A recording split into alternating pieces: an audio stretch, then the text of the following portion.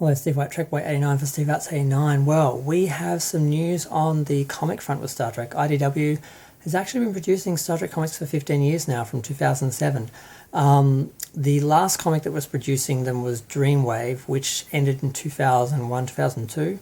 So there was a bit of a gap, about 5 years, but then we started getting IDW, and they've probably held the license for longer than anyone else. I think DC had it from 1980 to 1994 or 5, and then Marvel had it for a couple of years, and then Dreamwave.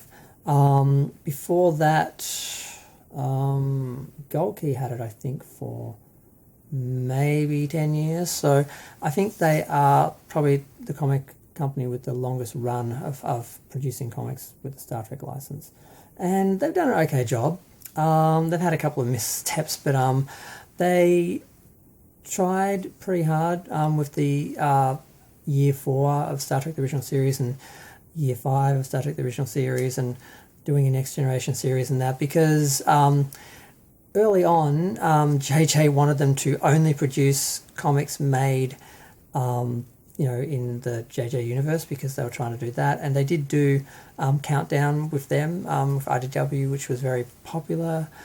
It was canon at the time. But they've done a lot of things, and 400 issues later, they are celebrating with a 400th issue, which is a standalone issue which has a couple of stories. It looks like it's got a story from each show, but I couldn't see any references other than Discovery and Next Generation. But the artwork shows like the main sort of crews, the original series, Next Gen, DS9, and that. So I'm not sure actually. What do they have on the cover? They've got, where's that one? No. Yeah, they've got the original Kirk, original Spock, the original Picard. Yeah, they've got Cisco, and they've got Burnham and New Pike and Janeway.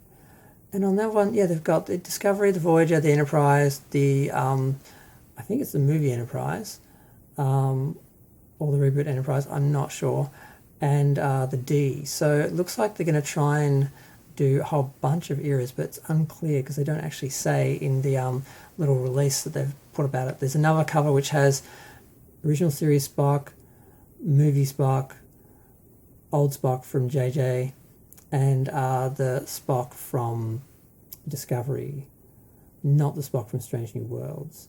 So that's sort of, I'm really curious what they're actually going to do. They've mentioned the price of it, but not actually the length of it. It must be, it's a one-shot full of stories from across the Star Trek eras, including TNG. There's a story from Will Wheaton, and that's all they mention. So I don't know why they're not promoting, how big the issue is, how many stories there are. They talk about the people who are involved in the creation, the writing and art, but they don't actually talk about what the actual stories are. So that's kind of frustrating. They're also doing a release of Lower Decks. It's a 3-part miniseries, and they've got a little bit of a breakdown of that story, which if I can get to it. The hit Paramount Plus animated series makes its comic debut with Eisner-winning comics writer Ryan North, the unbeatable Squirrel Girl, at the helm. Soon after leading her crew on a planetary expedition aimed at building bridges and advancing Federation technology, Captain Freeman begins to suspect that the planet and its people are not what they seem. Meanwhile, the crew in the lower decks take to the holodeck, enjoying some much-needed recreation time until a bloodthirsty visitor decides to join in on their games. And there's a cover that looks like they're in the Dixon Hill or Sherlock Holmes sort of holodeck program. It's hard to tell exactly what it is and what they're doing. They're doing the Stargazer series. I think they're up to the 2nd issue. They're finally up to the Troy issue of the Mirror Wars, because they're sort of doing, I think, 1 issue on each character, sort of looking at their journey through the Mirror universe. And Troy has some very 80s shoulder pads in there.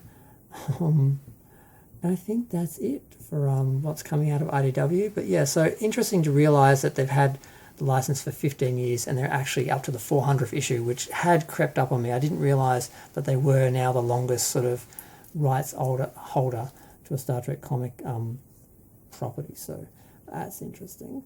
And I was not really surprised they're doing a Lower Decks, but I'm surprised they're only doing a 3-part miniseries. I assumed it would be an ongoing.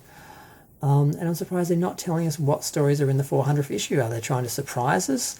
Or, I don't know. But I'm going to go. I've been talking for 5 minutes. I better stop. Feel free to share, like, comment, subscribe. Let me know what you think. I am still collecting them. I did, unfortunately... I'm not even going to go with that. Basically, I have a bunch of them. I'm collecting them. I'll get them all eventually. There's no rush. I'm going to go. Bye.